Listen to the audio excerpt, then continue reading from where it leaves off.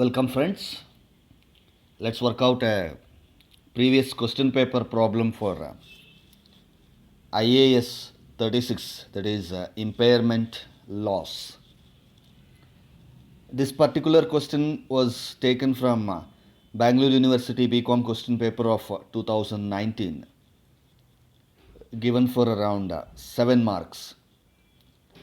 T Limited has a plant whose original cost is 9,60,000 and accumulated depreciation amounted to rupees 96,000.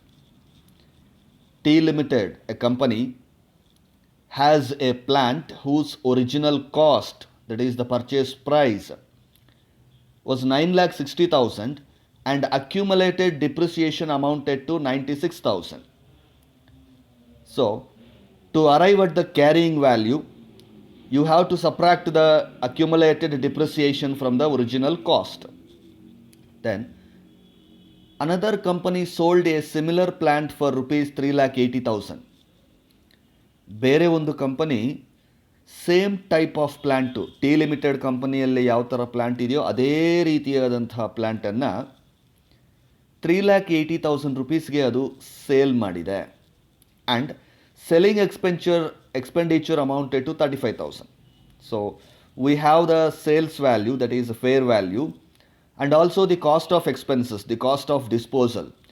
This information is used to calculate the fair value less cost of disposal. The management has determined the value in use of the plant of rupees 4,10,000. Value in use, you know, the present value of the discounted cash flows received from that asset. With all this information given, they are asking us to calculate the impairment loss. So ನಿಮಗೆ ಗೊತ್ತಿದೆ impairment ಲಾಸನ್ನು ನಾವು calculate ಮಾಡಬೇಕಾದ್ರೆ the formula we use is impairment loss is equals to carrying amount of the asset minus recoverable amount of the asset. Carrying amount minus recoverable amount. So carrying amount ಅನ್ನು calculate ಮಾಡಬೇಕಾದ್ರೆ the formula is original cost of the asset minus accumulated depreciation. Carrying amount equals to original cost minus accumulated depreciation. And fair value of the asset is equals to sales price of the asset minus cost of disposal. Then we also calculate value in use. Value in use is the present value of future cash flows of the asset. ಇದಿಷ್ಟು ಫಾರ್ಮುಲಾಸನ್ನು ನಾವು ಜ್ಞಾಪಕದಲ್ಲಿ ಇಟ್ಕೊಂಡ್ರೆ we can calculate impairment loss. So go through the formulas once again and let's solve this question. ಮೊದಲನೇದು impairment loss is equals to carrying amount minus recoverable amount of the asset.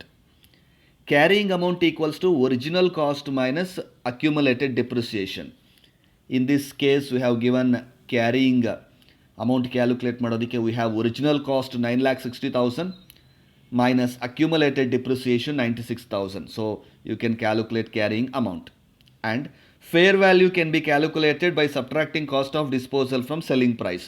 See, a similar plant is sold for 3,80,000, that is the market value of that plant, minus cost of disposal 35,000, so that you can calculate fair value.